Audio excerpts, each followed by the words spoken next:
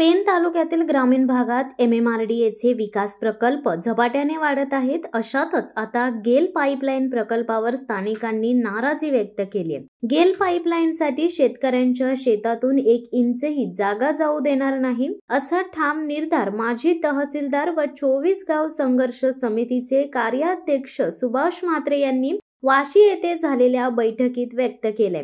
सेच गेल पाईपलाईन प्रकल्प, MMRDA, कांदळवन व इतर अनेक प्रकल्प पेन तालुक्यात प्रस्तावित असून परिसरातून मुक्त होण्याकरिता अनेक शेतकरी संघटना, लोकप्रतिनिधी व शेतकरी यांचे प्रयत्न शासन दप्तरी व न्यायालयात चालू आहेत। परंतु प्रत्यक्षात शेतकरी या लढ्यात उतरताना संभ्रम अवस्थेत असल्याचे दिसत आहे। त्यासाठी सर्वांनी संघटित होऊन एकत्रित येऊन संघर्षाची नवी दिशा ठरवण्यासाठी पेन तालुक्यातील जगदंबा माता मंदिर वाशी येथे 24 गाव संघर्ष समितीच्या बैठकीचे आयोजन करण्यात आले होते। प्रथम संघटनेचे दिवंगत अध्यक्ष स्वर्गीय दिलीप पाटील यांना श्रद्धांजली वाहण्यात आली। यावेळी नंदा म्हात्रे, माजी निवृत्त न्यायाधीश DP पाटील, अनंत पाटील, चंद्रहास म्हात्रे, राजन झेमसे, हेमंत पाटील व इतरांनी या लढ्याबाबत विचार मांडले।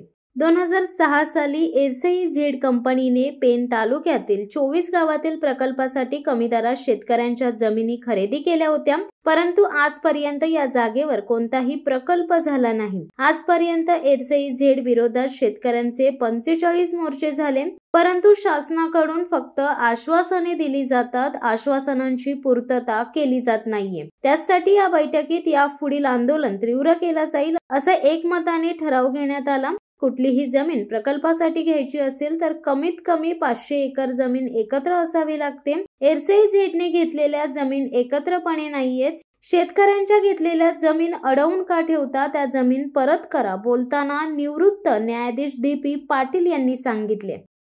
आम्ही आजच्या मीटिंग मध्ये गेल कंपनी पाईपलाईन जाते त्या पाईपलाईनला विरोध, त्याशिवाय कांदळवन जो आहे केंद्र सरकारने कायदा काढलेले कांदळवन भारतीय वन अधिनियमात समाविष्ट करावा, त्याला आमचा विरोध आहे। कारण शेतकऱ्याच्या गरजेसाठी काय झाडांची कपात आणि ते तोडू नये अशा प्रकारे आमच्या शेतकऱ्यांना गुन्हे दाखल करत असतात, हे बंद व्हायला पाहिजे। त्यासाठी आंदोलन हा देखील विषय आहे। एअर इंडियाची पाईपलाईनचे नुकसान भरपाई योग्य मिळाले पाहिजे। एक तर आमचं म्हणणं आहे की आमच्या शेतकऱ्यांना न नेता की परस्पर बाहेर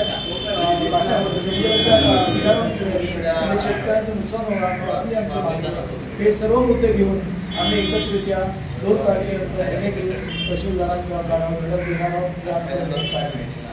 शिवसत्ता टाइम्ससाठी प्रदीप मोकल, पेन। दे धडक बेधडक वृत्त देणाऱ्या आपल्या शिवसत्ता टाइम्स न्यूज चॅनलला लाल बटन दाबून सबस्क्राईब करा आणि बेल आयकॉनला क्लिक करायला विसरू नका।